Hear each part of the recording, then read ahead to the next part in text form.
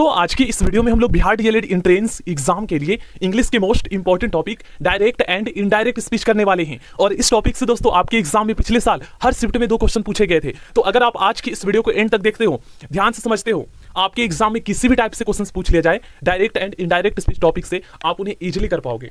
ठीक है ना। तो चलिए स्टार्ट करते हैं। सबसे पहले देखिए, ये जो आप क्वेश्चन देख रहे हैं, फर्स्ट क्वेश्चन, ये जो सेंटेंस है ये दोस्तों डायरेक्ट स्पीच में है।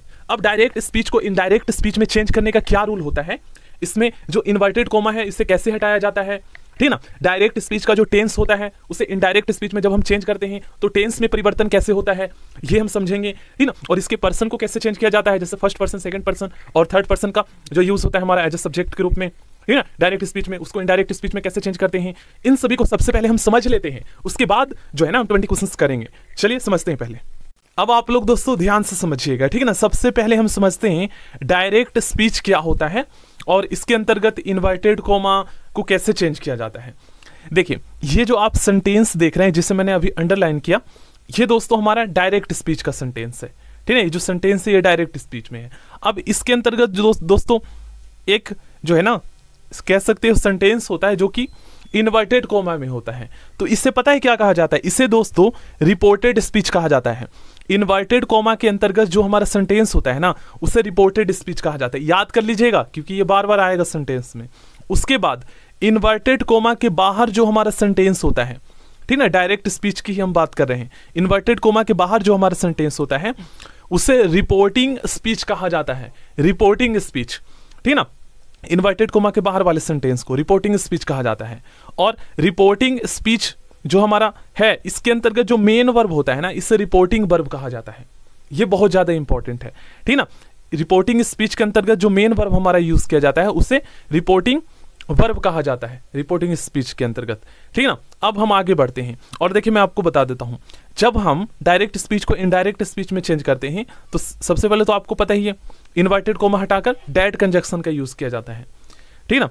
अब आगे देखते हैं टेंस कैसे चेंज किया जाता है। उससे पहले हम ये समझ लेते हैं कि रिपोर्टिंग वर्ब को कैसे चेंज किया जाता है, ठीक ना। रिपोर्टिंग वर्ब को चेंज करने का क्या रूल है, जो कि रिपोर्टिंग स्पीच में जो हमारा मेन वर्ब होता है उसे रिपोर्टिंग वर्ब कहते हैं। देखिए, अगर रिपोर्टिंग वर्ब, ठीक ना, से और सैड हो, रिपोर्टिंग वर्ब अगर हमारा से और सैड हो तो इसको जब हम इनडायरेक्ट स्पीच बनाते हैं ना तो इसमें कोई भी परिवर्तन नहीं होता। अगर डायरेक्ट स्पीच में रिपोर्टिंग वर्ब से और सैड है तो इनडायरेक्ट स्पीच में हमारा जो रिपोर्टिंग वर्ब होगा वो भी सेम यही होगा।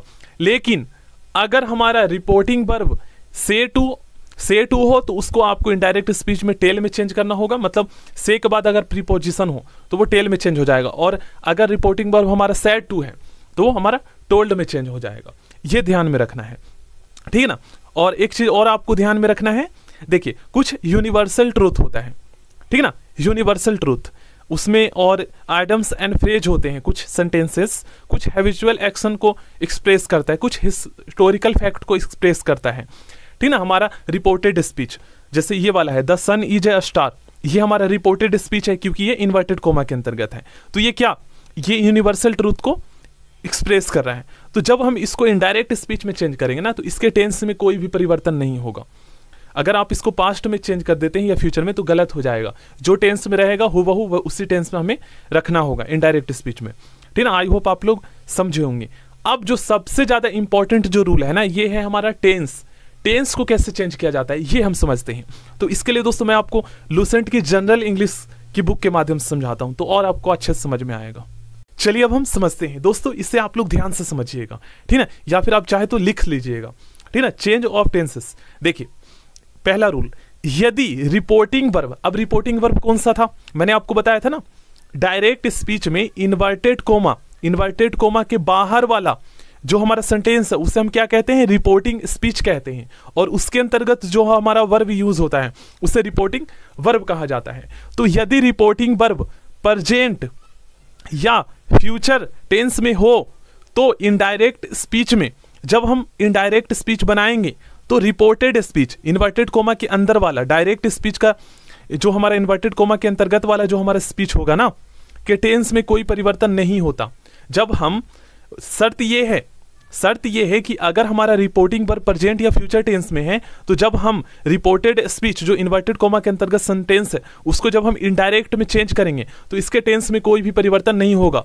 शर्त यह है कि हमारा रिपोर्टिंग वर्ब अगर प्रेजेंट या फ्यूचर में है तब, ठीक है ना, प्रेजेंट या फ्यूचर में है तब कोई परिवर्तन नहीं होगा रिपोर्टेड स्पीच को जब हम इनडायरेक्ट स्पीच में चेंज करेंगे तो। चलिए एग्जाम्पल देख लेते हैं। देखिए शर्त यही है ना कि अगर हमारा रिपोर्टिंग वर्ब प्रेजेंट या फ्यूचर में है तब कोई परिवर्तन नहीं होगा रिपोर्टेड स्पीच को जब हम इनडायरेक्ट स्पीच बनाएंगे तो। देखिए मोहन सेज, ठीक है, ये हमारा प्रेजेंट में है। अब देखिए रिपोर्टेड स्पीच आपको पता है इन्वर्टेड कोमा के अंतर्गत होता है, तो जब हम इसको इनडायरेक्ट स्पीच में चेंज करते हैं तो इन्वर्टेड कोमा हटाकर हम डेट कंजक्शन यूज करते हैं। अब डेट कंजक्शन यूज हुआ लेकिन टेंस आप लोग देख लीजिए कोई परिवर्तन हुआ नहीं हुआ ना। चलिए आगे देखते हैं। ये वाला देखिए रेखा सेज आई वेंट, ठीक ना। आप पहले ये देखिए रिपोर्टिंग वर्ब देखिए प्रेजेंट में है और रिपोर्टेड स्पीच पास्ट में है तो इसमें पास्ट में ही रहेगा, इसमें कोई परिवर्तन नहीं होगा क्योंकि हमारा शर्त है कि अगर रिपोर्टिंग वर्ब प्रेजेंट या फ्यूचर में है तो रिपोर्टेड स्पीच के टेंस में कोई भी परिवर्तन नहीं होगा जब हम इसको इनडायरेक्ट स्पीच बनाएंगे तो। डायरेक्ट स्पीच में आप लोग देख सकते हो, ठीक ना, रिपोर्टेड स्पीच जो इन्वर्टेड कोमा में है और जब इसको चेंज किया तो इनडायरेक्ट स्पीच में भी सेम टेंस है, पास्ट में ही, कोई परिवर्तन नहीं हुआ शर्त। अब देखिए दूसरा he will say to me. अब से टू को आपको मैंने बता दिया था रिपोर्टिंग वर्ब से टू, और अगर से टू हो या सैड टू हो तो से टू को टेल में और सैड टू को टोल्ड में चेंज करना होता है, ठीक है ना। अब देखिए रिपोर्टिंग वर्ब हमारा फ्यूचर में है, शर्त हमारा अगर रिपोर्टिंग वर्ब फ्यूचर में है तो उससे जो रिपोर्टेड स्पीच होगा हमारा इन्वर्टेड कोमा के अंतर्गत जब हम इसको इनडायरेक्ट स्पीच में चेंज करेंगे तो टेंस में कोई भी परिवर्तन नहीं होगा, ठीक ना, वही रहेगा। I am your neighbour. अब आपको पता है ना पर्सन कैसे चेंज होते हैं, ये भी मैं आपको बताऊंगा। जैसे he will say to me, वह मुझसे कहेगा आई एम योर नेबर। अब वह मुझसे कहेगा मैं नहीं, वो बोल रहा है मैं, तो उसके लिए मैं के स्थान पर ही यूज करेंगे ना, क्योंकि अब हम अपने भाषा में उसकी बातों को कह रहे हैं, एक्सप्रेस कर रहे हैं। तो मैं कहा उसने अपने लिए, तो आई के स्थान पर ही यूज करेंगे क्योंकि यहां पर हम थर्ड पर्सन की बात कर रहे हैं तो आई को ही में चेंज कर देते हैं। ये मैं पर्सन आपको बताऊंगा कैसे चेंज होता है, बाकी तो आप लोग समझ ही रहे हैं, ठीक है, जो मैं आपको कोशिश कर रहा हूं समझाने की। अब देखिए सी विल से टू मी। अब से टू को आपको पता है टेल में चेंज करना होगा तो सी विल टेल मी, ठीक है, सी विल टेल मी, और इन्वर्टेड को हटाकर डेट कंजक्शन यूज किया। अब आई उसने, उस लड़की ने आई अपने लिए यूज किया था तो उसके लिए हम सी का यूज करेंगे, ठीक ना, और सी के साथ आपको पता ही है इज का यूज होता है। तो टेंस देखिए, ठीक ना, प्रेजेंट में है तो इनडायरेक्ट स्पीच में भी प्रेजेंट में ही है, कोई भी टेंस में परिवर्तन नहीं हुआ है। शर्त वही है हमारा अगर रिपोर्टिंग वर्ब प्रेजेंट या फ्यूचर में है तो। आई होप आप लोग समझ रहे होंगे। अब पास्ट वाला भी समझेंगे, पहले एग्जांपल आप लोग देख लीजिए। और हाँ, ये भी मैं आपको बता देता हूं, जैसे बहुत सारे स्टूडेंट को कंफ्यूजन होता है, कुछ स्टूडेंट पूछते हैं कि सर सेल और विल कहां कहां यूज होता है। तो देखिए फर्स्ट पर्सन आई और वी के साथ जो है ना, याद कर लीजिएगा, आई और वी के साथ जो है ना ग्रामेटिकली सेल का यूज होता है, ठीक ना, फर्स्ट पर्सन आई और वी के साथ। बाकी सेकंड पर्सन यू और थर्ड पर्सन ही हो गया, सी हो गया, दे हो गया, उसके साथ विल का यूज होता है। फर्स्ट पर्सन को छोड़कर सेकंड और थर्ड पर्सन के साथ विल का यूज होता है, ठीक ना। तो यही आप लोग देखेंगे कि यहाँ पर आई के साथ सेल यूज हुआ है लेकिन ही के साथ विल यूज हुआ है, तो ये ध्यान रखिएगा। बाकी ये ज्यादा इतना इंपॉर्टेंट नहीं है। अब हम पास्ट वाला रूल समझते हैं। अब हम सेकंड रूल समझते हैं। अब ये ज्यादा इंपॉर्टेंट है लेकिन थोड़ा सा आपको डीपली समझना होगा क्योंकि इसमें स्टूडेंट कंफ्यूज होते हैं। देखिए क्या कहा गया है, यदि रिपोर्टिंग वर्ब, ठीक है, यदि रिपोर्टिंग वर्ब पास्ट टेंस में हो तथा रिपोर्टेड स्पीच, यहां पर डायरेक्ट स्पीच की बात की जा रही है, ठीक है, क्योंकि डायरेक्ट स्पीच से ही तो हम इनडायरेक्ट स्पीच में चेंज करेंगे। तो यदि रिपोर्टिंग वर्ब पास्ट टेंस में हो तथा रिपोर्टेड स्पीच प्रेजेंट टेंस में हो, जो इन्वर्टेड कॉमा के अंतर्गत रहता है, हो, तो इनडायरेक्ट स्पीच में रिपोर्टेड स्पीच का टेंस इस प्रकार बदला जाता है। देखिए बस ये ध्यान में रखिएगा, माइंड में आप हमेशा ये रखिएगा कि यदि रिपोर्टिंग वर्ब पास्ट टेंस में हो तो reported speech simple present tense में हो। देखिए रिपोर्टेड स्पीच जो इन्वर्टेड कॉमा के अंतर्गत है, जिसको मैंने अभी अंडरलाइन किया, ठीक ना, reported speech simple present tense में हो तो वह इनडायरेक्ट स्पीच में सिंपल पास्ट में बदल दिया जाता है। शर्त क्या है कि यदि रिपोर्टिंग वर्ब पास्ट में हो तब बदल दिया जाएगा इसको सिंपल पास्ट में। मतलब कह सकते हो कि प्रेजेंट इंडेफिनिट को जो है ना पास्ट इंडेफिनिट में चेंज कर दिया जाएगा, ठीक ना। अगर शर्त यह है कि अगर रिपोर्टिंग वर्ब हमारा पास्ट में है तब, देख लीजिए ही सेड टू मी, हमारा रिपोर्टिंग वर्ब यहां पास्ट में है और इन्वर्टेड कोमा के अंतर्गत जो हमारा रिपोर्टेड स्पीच ये प्रेजेंट इंडेफिनिट में है, तो यहां पर इसका रूल क्या है, इसको पास्ट, सिंपल पास्ट में हम चेंज कर देंगे, देख लीजिए आप लोग। और सेड टू को आपको पता ही है, टोल्ड में चेंज हो जाएगा, रिपोर्टिंग वर्ब आपको रूल बताया है। उसके बाद आगे बढ़ते हैं। देखिए रिपोर्टेड स्पीच जो इन्वर्टेड कॉमा के अंतर्गत होता है, जैसे ये देखिए अंडरलाइन जिसको मैंने किया, प्रेजेंट कॉन्टिन्यूअस टेंस में हो तो वह इनडायरेक्ट स्पीच में पास्ट कॉन्टिन्यूअस में बदल दिया जाता है। शर्त यह है कि अगर रिपोर्टिंग वर्ब हमारा पास्ट में है, इसलिए मैंने बोला कि इसे आप दिमाग में हमेशा रखिएगा कि अगर रिपोर्टिंग वर्ब हमारा पास्ट में है और इन्वर्टेड कोमा के अंतर्गत हम अगर हमारा रिपोर्टेड स्पीच प्रेजेंट कॉन्टिन्यूअस में है, तो जब उसको हम इनडायरेक्ट स्पीच में चेंज करेंगे तो वो पास्ट कॉन्टिन्यूअस में चेंज हो जाएगा। बस यही है, सिंपल प्रेजेंट को सिंपल पास्ट में, प्रेजेंट कॉन्टिन्यूअस को पास्ट कॉन्टिन्यूअस में चेंज कर देंगे, बशर्ते हमारा रिपोर्टिंग वर्ब पास्ट में होना चाहिए। अगर प्रेजेंट और फ्यूचर में होता तो टेंस में कोई परिवर्तन होता ही नहीं। ठीक है, इतना तो आपको समझ में आ गया होगा। रिपोर्ट, अब सी वाला पढ़ते हैं। रिपोर्टेड स्पीच प्रेजेंट परफेक्ट में हो तो वह इनडायरेक्ट स्पीच में पास्ट परफेक्ट में बदल दिया जाता है, बशर्ते, शर्त यह है कि हमारा रिपोर्टिंग वर्ब पास्ट में होना चाहिए। देख लीजिए, he said to me, said to को टोल्ड में चेंज कर दिया, और they have never helped me, invited को हटाकर डेट कंजक्शन का यूज हमेशा करना है। उसके बाद दे, और यहां पर आपको पता ही है प्रेजेंट परफेक्ट को पास्ट परफेक्ट में चेंज कर देंगे, तो हैड और वर्ब की थर्ड फॉर्म हेल्प्ड हिम ये यूज कर लेंगे। ठीक है, ये है। बाकी पर्सन में आपको बताऊंगा कैसे चेंज होता है। Reported speech present perfect continuous tense में हो तो इनडायरेक्ट स्पीच बनाएंगे तो पास्ट परफेक्ट कॉन्टिन्यूअस में चेंज कर देंगे, हैव बीन के जगह पे हैड बीन यूज कर लेंगे। ठीक है, यही है। उसके बाद आगे पढ़ते हैं। देखिए सी हमारा हो गया, डी भी हो गया ना। चलिए अब देखिए यहां पर ये समझते हैं, यदि रिपोर्टिंग वर्ब पास्ट टेंस में हो तथा रिपोर्टेड स्पीच फ्यूचर टेंस में हो तो वह इनडायरेक्ट स्पीच में इस प्रकार बदल दिया जाता है। देखिए फिर से मैं बताता हूं, यदि रिपोर्टिंग वर्ब पास्ट टेंस में हो तो रिपोर्टेड स्पीच फ्यूचर टेंस में हो तो वह इनडायरेक्ट स्पीच में इस प्रकार बदला जाएगा। देखिए सेल को आपको इनडायरेक्ट स्पीच में शुड में चेंज कर देना है। जैसे देखिए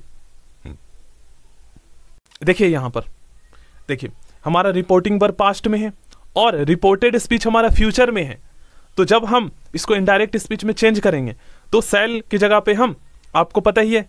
अब देखिए यहां पर शुड क्यों नहीं यूज हुआ, जैसे जबकि यहां पर कहा गया है कि सेल को हम शुड में चेंज कर देते हैं इनडायरेक्ट स्पीच में। तो आपको मैंने बताया ना कि फर्स्ट पर्सन के साथ आई और वी के साथ सेल यूज होता है, लेकिन सेकंड और थर्ड पर्सन के साथ हमेशा विल यूज होता है। तो विल का पास्ट यहां पर वुड होगा, क्योंकि ही के साथ वुड ही आएगा, विल के स्थान पर हम वुड का यूज करेंगे पास्ट। ठीक ना, तो यही है। उसके तो स्टार्ट करते हैं। फर्स्ट क्वेश्चन बहुत ही ज्यादा आसान है। सबसे पहले आपको रिपोर्टिंग वर्ब चेक करना है। अगर हमारा रिपोर्टिंग वर्ब प्रेजेंट या फ्यूचर में है तो रिपोर्टेड स्पीच को जब हम इनडायरेक्ट स्पीच में चेंज करेंगे तो उसके टेंस में कोई भी परिवर्तन नहीं आएगा, बस उसका प्रेजेंट चेंज होगा। ठीक है, जैसे राहुल कहता है, ठीक ना, आई वर्क हार्ड, तो राहुल कहता है उन्होंने अपने लिए आई का यूज किया है। ठीक ना, मैं परिश्रम करता हूं, आई वर्क हार्ड, तो उसने अपने लिए किया है ना। अब हम उसी की बात को अपने भाषा में एक्सप्रेस करेंगे तो उसके लिए आई के लिए, राहुल के लिए हम आई के स्थान पर ही का यूज करेंगे ना। तो वही है, इस तरीके से खुद से समझना है आपको। अब देखिए ऑप्शन ए नहीं होगा, क्योंकि आप लोग खुद देख सकते हो इन्वर्टेड कोमा लगा हुआ है, जबकि हटेगा, डेट कंजक्शन का यूज होगा। और यहां पर रिपोर्टिंग वर्ब प्रेजेंट में है तो देखिए हमारा ये भी प्रेजेंट में होना चाहिए, रिपोर्टिंग स्पीच, जबकि ये रिपोर्टिंग स्पीच देख रहे हो तो ये पास्ट में है, ये नहीं हुआ, ना ही बी होगा। अब सी और डी में से हमें डिसाइड करना है दोस्तों। तो देखिए कौन सा हो सकता है सी और डी में। देखिए Rahul says that he works hard और Rahul says that he work hard. अब देखिए दोस्तों यहां पर हमारा सब्जेक्ट वर्ब एग्रीमेंट का खेल आ गया, इसलिए मैंने पहले जो क्लास आपको करवाया था सब्जेक्ट वर्ब एग्रीमेंट का करवाया था। देखिए ही के साथ आपको पता है ना, ही हमारा थर्ड पर्सन का सिंगुलर सब्जेक्ट होता है, तो सिंगुलर सब्जेक्ट के साथ हमेशा सिंगुलर मेन वर्ब या हेल्पिंग वर्ब का यूज करते हैं। और मैंने आपको बताया था दोस्तों वर्ब में हम एस या ईएस लगाकर उसको सिंगुलर बनाते हैं। ठीक ना, और जैसे ये वर्क है ना तो ये ऑलरेडी प्लूरल है और ही थर्ड पर्सन का सिंगुलर सब्जेक्ट है, तो वर्क प्लूरल कैसे लग सकता है, प्लूरल वर्ब तो नहीं लग सकता है ना। तो ऑप्शन डी नहीं होगा, ऑप्शन सी सही होगा। ठीक है ना, वर्क्स ये बिल्कुल करेक्ट है। सब्जेक्ट वर्ब एग्रीमेंट वाली आप क्लास देख लीजिएगा। सेकंड क्वेश्चन बहुत ही ज्यादा आसान है। ठीक ना, देखिए रिपोर्टिंग, देखिए ये जो हमारा ये पूरा अगर जिस पे मैं अंडरलाइन किया ना, रिपोर्टिंग स्पीच इसे कहेंगे, और इसके अंतर्गत जो हमारा वर्ब यूज किया गया सेज, इसे हम रिपोर्टिंग वर्ब कहेंगे। तो अगर हमारा रिपोर्टिंग स्पीच प्रेजेंट में है तो इसके टेंस में भी कोई परिवर्तन नहीं आएगा, जब हम इनडायरेक्ट स्पीच में इसको चेंज करेंगे तो वही रहेगा। अब हम पहले रिपोर्टिंग वर्ब चेक करते हैं, प्रेजेंट में है तो रिपोर्टेड स्पीच को जब इनडायरेक्ट स्पीच में चेंज करेंगे तो इसके टेंस में कोई भी परिवर्तन नहीं आएगा। ही सेज यही यूज होगा, ऑप्शन ए और ऑप्शन बी नहीं होगा, ठीक ना। सी और डी में से डिसाइड करना है। तो ही सेज उसने कहा मैं वर्क हार्ड करता हूं, तो उसने अपने लिए आई यूज किया ना। जब हम उसकी बात को अपनी भाषा में एक्सप्रेस करेंगे, बोलेंगे, तो आई के लिए ही का यूज करेंगे। तो देखिए ही के साथ आपको पता ही है दोस्तों, ही थर्ड पर्सन का सिंगुलर सब्जेक्ट होता है, तो इसके साथ जब हम मेन वर्ब यूज करेंगे प्रेजेंट वाला, तो थर्ड पर्सन का सिंगुलर सब्जेक्ट के साथ सिंगुलर मेन वर्ब यूज होगा, ठीक ना। तो यहां पर तो वर्क देख रहे हैं प्लूरल है, तो ऑप्शन डी नहीं होगा, सी सही होगा, ठीक ना। चलिए next third question, he says to me, ठीक ना, वह मुझसे कहता है यू वर्क हार्ड, तुम कठिन परिश्रम करते हो, ठीक ना। अब देखिए सेज टू को आपको मैंने बताया था दोस्तों, सेज टू को यहां पर हम टेल में चेंज कर देंगे। अब ही के साथ आपको पता है टेल का तो यूज नहीं होगा, टेल्स यूज होगा। ही थर्ड पर्सन का सिंगुलर सब्जेक्ट है, तो सिंगुलर सब्जेक्ट के साथ सिंगुलर मेन वर्ब यूज करेंगे, ठीक ना। तो देखिए ऑप्शन ए नहीं होगा और नहीं ऑप्शन बी होगा, क्योंकि हमारा रिपोर्टिंग वर्ब प्रेजेंट में है, तो जब इसको इनडायरेक्ट स्पीच में चेंज करेंगे तो वो भी प्रेजेंट में ही होगा, और साथ ही साथ रिपोर्टेड स्पीच भी हमारा प्रेजेंट में ही होगा, ठीक ना। अब सी और डी में से डिसाइड करना है। तो ही के साथ आपको पता है टेल्स का यूज होता है, बिल्कुल सही है, ठीक ना। देखिए he tells me that I work hard. देखिए अब मुझसे कहा ना, तो मैं अपनी भाषा, जैसे उसकी बात को अपनी भाषा में कहूंगा तो उसने मेरे लिए कहा, तो मैं यहां पर आई यूज करूंगा अपने लिए, ठीक ना। यू को चेंज कर देंगे फर्स्ट पर्सन में, तो यहां पर दोनों ही बिल्कुल सही है दोस्तों, टाइपिंग में मिस्टेक हुआ है, दोनों ही सही है, ठीक ना। चलिए नेक्स्ट क्वेश्चन करते हैं। देखिए next question, he said the sun is a star. Rule हमने क्या सीखा है दोस्तों, कि अगर हमारा रिपोर्टिंग वर्ब पास्ट में है, तो रिपोर्टेड स्पीच को जब हम इनडायरेक्ट स्पीच में चेंज करेंगे, तो वो अगर हमारा प्रेजेंट में है, तो वो अगर सिंपल प्रेजेंट में है तो सिंपल पास्ट में चेंज हो जाएगा। लेकिन हमने ये भी सीखा था कि अगर हमारा रिपोर्टेड स्पीच से universal truth, historical fact, habitual fact express हो रहा हो, पता चल रहा हो, तो उसके टेंस में कोई भी परिवर्तन नहीं आएगा। तो ऑप्शन ए गलत है, ऑप्शन बी भी गलत है, ठीक है ना। ऑप्शन सी सही है। नेक्स्ट क्वेश्चन करते हैं। देखिए he said I can not help you at this time, ठीक ना, उसने कहा। अब हमारे यहां पर रिपोर्टिंग वर्ब पास्ट में है, तो रिपोर्टेड स्पीच को जब हम इनडायरेक्ट स्पीच में चेंज करेंगे, तो अगर रिपोर्टेड स्पीच हमारे डायरेक्ट स्पीच में प्रेजेंट में है, तो इनडायरेक्ट स्पीच में वो आपको पता है ना सिंपल प्रेजेंट में है, तो वो सिंपल पास्ट में चेंज हो जाएगा। तो ये भी प्रेजेंट में ही है, कैन का यूज हुआ है, तो कुड का यूज वहां पर होगा इनडायरेक्ट स्पीच में, ठीक है। और दिस टाइम को हम डेट टाइम में चेंज कर देंगे, ठीक है, ये रूल है, दिस टाइम को हम डेट टाइम में चेंज कर देंगे। अब देखिए सैड टू होता, अगर हमारा रिपोर्टिंग वर्ब, तब हम उसको टोल्ड में चेंज करते हैं। यहां पर ऑप्शन ए गलत है, क्योंकि टोल्ड में चेंज किया हुआ है, ठीक ना, क्योंकि यहां पर सैड है, तो सैड को हम यहां पर सैड में ही रहने देंगे। अगर सैड टू होता है तब टोल्ड में चेंज करते, ठीक ना। उसके बाद जो नहीं हो सकता उसको हटा देते। देखिए दिस टाइम ऑप्शन बी भी गलत है, ये नहीं हो सकता, क्योंकि दिस टाइम को हम डेट टाइम में चेंज कर देते हैं। उसके बाद सी देखते हैं, he said that he could not help me at that time, और डी देखते हैं, he said that he can not. Option D गलत है, ऑप्शन सी बिल्कुल सही है। ही सेड दैट उसने कहा, अब उसने कहा मैं जो है इस टाइम, मैं जो है मतलब आपका हेल्प नहीं कर सकता, तो मैं जो है आई का यूज उसने अपने लिए किया। अब उसकी बात को हम अपनी बातों में एक्सप्रेस करेंगे, तो अपनी भाषा में एक्सप्रेस करेंगे, तो आई के लिए हम ही का यूज करेंगे, क्योंकि उसने कहा तो उसके लिए ही का यूज करेंगे आई के स्थान पे, ठीक ना। तो इस तरीके से पर्सन चेंज होता है, सी सही है।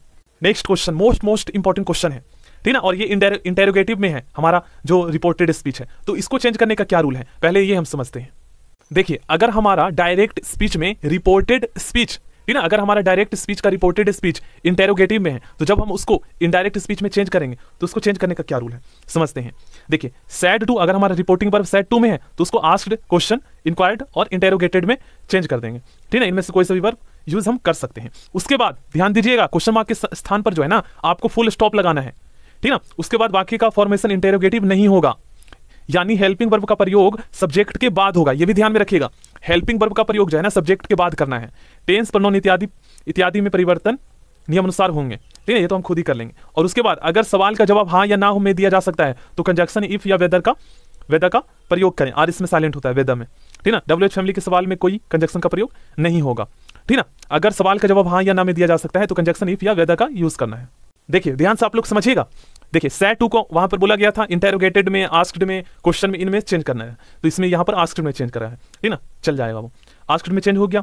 अब दोस्तों एक चीज हमने ध्यान दिया था, उसमें क्या बोला गया था कि हेल्पिंग वर्ब का प्रयोग जो है ना सब्जेक्ट के बाद होगा, और क्वेश्चन मार्क के स्थान पर फुल स्टॉप का प्रयोग होगा। तो देखिए और टेंस भी हमें पता है कि अगर हमारे रिपोर्टिंग वर्ब पास्ट में है, तो इनडायरेक्ट स्पीच में जब हम चेंज करेंगे रिपोर्टेड स्पीच को, तो वो हमारा प्रेजेंट अगर कंटिन्यूअस में है तो वो पास्ट कंटिन्यूअस में चेंज हो जाएगा, बशर्ते अगर हमारा रिपोर्टिंग वर्ब पास्ट में है तब, ठीक ना। तो ये प्रेजेंट कंटिन्यूअस में चेंज हो जाएगा, सॉरी प्रेजेंट कंटिन्यूअस में है तो पास्ट कंटिन्यूअस में चेंज हो जाएगा, ठीक ना। तो ऑप्शन सी नहीं हो सकता क्योंकि यहाँ पर प्रेजेंट कंटिन्यूअस यूज किया गया है और हमारा जो हेल्पिंग वर्ब है वो सब्जेक्ट के बाद आएगा, ये भी हमने पढ़ा था। तो ऑप्शन डी भी नहीं होगा क्योंकि सब्जेक्ट से पहले यहाँ पर वर्ब का यूज किया गया है, ठीक ना। और ऑप्शन बी भी नहीं होगा क्योंकि क्वेश्चन मार्क का साइन हटाकर फुल स्टॉप लगाना है। तो ऑप्शन ए ही होगा। देखिए छोटी छोटी बातें अगर आप ध्यान में रखेंगे ना तो आपको नहीं भी आता है चेंज करने तो भी आप कर लोगे इस तरीके से। नेक्स्ट क्वेश्चन बहुत ही ज्यादा इंपॉर्टेंट है। देखिए WH फैमिली का यूज किया गया व्हेन का। He said to me when are you coming, उसने मुझसे कहा मतलब पूछा कि तुम कब आ रहे हो, तो यू यूज किया, मेरे लिए किया ना। तो अब मैं उसकी बात को अपनी भाषा में एक्सप्रेस करूंगा तो यू के लिए मैं अपना आई यूज करूंगा अपने लिए, ठीक है। तो इस तरीके से पर्सन चेंज होता है, समझ के करना पड़ता है। अब आपको पता है भाई आस्क्ड का यूज करेंगे, देखिए, और आपको पता है क्वेश्चन मार्क का साइन हटाकर फुल स्टॉप लगाएंगे, ऑप्शन भी हो ही नहीं सकता, हटा दिया। अब देखिए अगर हमारा रिपोर्टिंग वर्ब पास्ट में है और रिपोर्टेड स्पीच प्रेजेंट कंटीन्यूअस में है तो जब इसको इनडायरेक्ट स्पीच में चेंज करेंगे तो प्रेजेंट कंटीन्यूअस पास्ट कंटीन्यूअस में चेंज हो जाएगा, ठीक है ना। तो अगर प्रेजेंट यूज हुआ तो हटा देते हैं, ऑप्शन सी भी नहीं होगा। अब हमें डी और ए में से डिसाइड करना है कौन सा होगा, ठीक ना।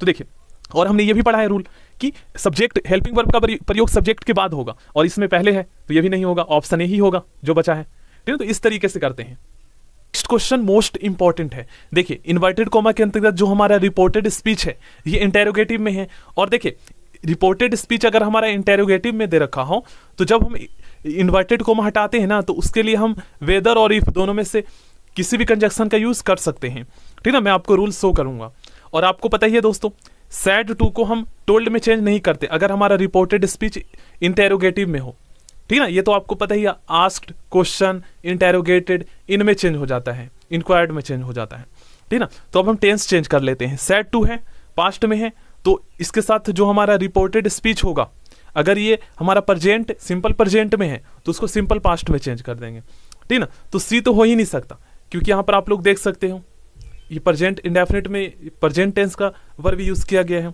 जबकि हमें पास्ट में चेंज करना है। अब इन दोनों में से ही कोई एक होगा, ठीक है ना। अब यहाँ पर मोर देन वन का भी यूज किया गया है, मतलब एक से अधिक भी हो सकता है। तो देखिए he asked me whether I knew him, ठीक ना। उसके बाद he asked me if I knew him. तो देखिए यहाँ पर जो है ना वेदर और इफ दोनों कंजक्शन का यूज कर सकते हैं, दोनों सही है, ऑप्शन डी इसका सही आंसर होगा। क्वेश्चन को आप हिंदी में एक बार ट्रांसलेट कीजिए। ही सेड टू मी मतलब यहाँ पर ये है कि उसने मुझसे पूछा डू यू नो मी, क्या तुम मुझे जानते हो। अब मी का यूज दोस्तों उसने अपने लिए किया तो उसकी बात को अपनी भाषा में जब हम बोलेंगे तो हम क्या करेंगे, मी के लिए ही का यूज करेंगे ना, सॉरी मी के लिए हम हिम का यूज करेंगे क्योंकि मी जो है ऑब्जेक्टिव केस में है। अब ही उसके लिए यूज करना है तो हिम का यूज करेंगे, ठीक ना, उसके लिए ही के लिए। तो इस तरीके से चेंज होता है। अगर आपने ऑब्जेक्टिव केस वाली क्लास देखे होंगे तो आपको इजीली समझ में आ गया होगा। नेक्स्ट क्वेश्चन करते हैं। देखिए he said to him what are you doing now. He said to him उसने उससे पूछा, ठीक ना, what are you doing now, उसके लिए यू का यूज हुआ है तो यू के स्थान पर हम यहाँ पर ही का यूज करेंगे, ठीक ना। अब देखिए सेड टू के स्थान पर आपको पता आस्क्ड का यूज कर सकते हैं तो ही आस्क्ड हिम। अब आपको पता है दोस्तों यहाँ पर WH फैमिली का यूज हुआ है तो यहाँ पर इफ और वेदर दोनों में से कोई भी यूज नहीं होगा, व्हाट का व्हाट ही यूज यहाँ पर करेंगे, ठीक ना। अब हमारा रिपोर्टिंग वर्ब पास्ट में है तो और रिपोर्टेड स्पीच आप लोग देख सकते हो प्रेजेंट कंटीन्यूअस में है तो इसके लिए हम यहाँ पर पास्ट कंटीन्यूअस में इसको चेंज करेंगे, ठीक ना, रूल के अकॉर्डिंग। तो देख लेते हैं ऑप्शन सी नहीं होगा। अब देखते हैं ए हो सकता है या नहीं। देखिए नौ को हम देन में चेंज कर देते हैं तो ऑप्शन ए भी नहीं होगा, ऑप्शन बी हमारा सही होगा। रूल देख लेते हैं हम एक बार, देख लीजिए यहाँ पर ये सभी वर्ड कैसे चेंज होते हैं। नौ का देन में चेंज हो जाता है, हेयर का देयर में चेंज हो जाता है, टुडे का डेड डे में चेंज हो जाता है। और देखिए दोस्तों अगर आप इस बुक को फ्री में चाहते हैं ना तो देखिए आप लोग जो है ना इसका PDF डाउनलोड भी कर सकते हैं। इसका नाम है English from plain to paramount, ठीक है। ये सर्च कीजिएगा, कहाँ से, देखिए PLAYSTORE यहाँ से। और मैं आपको बता देता हूँ जो 10 टॉपिक मैंने आपको बताया था ना, फिर से मैं बता दूंगा पोस्ट में क्रिएट करके चैनल पे, उन्हीं 10 टॉपिक को आपको इस बुक से कर लेना है, बाकी के नहीं करना। जो टॉपिक आपको मैंने बताया है वही पहले करना है और जो